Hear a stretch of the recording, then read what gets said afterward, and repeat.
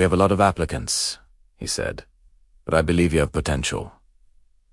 The position you want is very competitive." Kofi's pulse quickened. For just a moment, he let himself imagine returning home to Gita, a real job offer in his hand. He could already feel the pride swelling in his chest, the relief washing over his family. What he didn't realize, standing there in that polished office, was that the real test, the one that would truly define him, had nothing to do with his qualifications or his resume.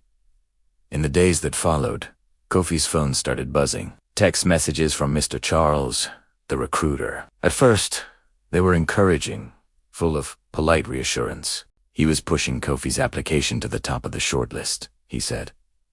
Kofi felt a surge of hope. This was it. His big break. Soon, however, the tone of the messages began to shift. Mr. Charles started dropping casual hints. Little suggestions that he'd like to get to know Kofi better, outside of a strictly professional setting. A coffee, maybe dinner. Initially, Kofi just brushed it off. He was grateful for any support he could get, any edge that might help him secure the role. He told himself it was just networking. Building a friendly relationship with a recruiter was just part of the modern hiring process, right? You had to be personable, memorable. He tried to convince himself that this was normal. But deep down, a faint warning stirred, a little voice in the back of his mind that he couldn't quite silence. It was a feeling he couldn't name, a sense of unease that settled in his gut like a cold stone. The line between professional and personal started to blur, and Kofi found himself standing on uncertain ground. Was this just friendly mentorship, or was it something else? The messages became more frequent, the invitations more direct. Mr. Charles would mention how much a personal recommendation could help, how knowing the right people was key. Kofi replayed their interview in his head.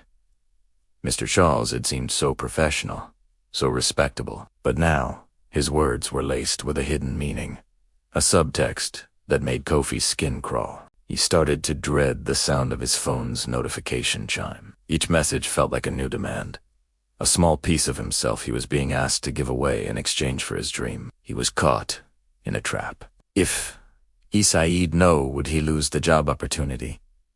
If he played along, what would be the cost? The excitement he had felt was slowly being replaced by a gnawing anxiety. The dream job was starting to feel more like a nightmare. This wasn't just about a career anymore. It was about his values, his integrity. The faint warning inside him was growing louder now, becoming a clear, insistent alarm. He had to make a choice, and he knew, with a sinking feeling, that whatever he decided would change everything.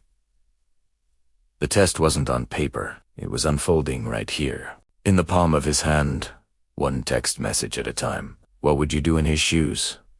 Let us know in the comments below. Thanks for watching, and if this story resonated with you, please consider subscribing for more content like this.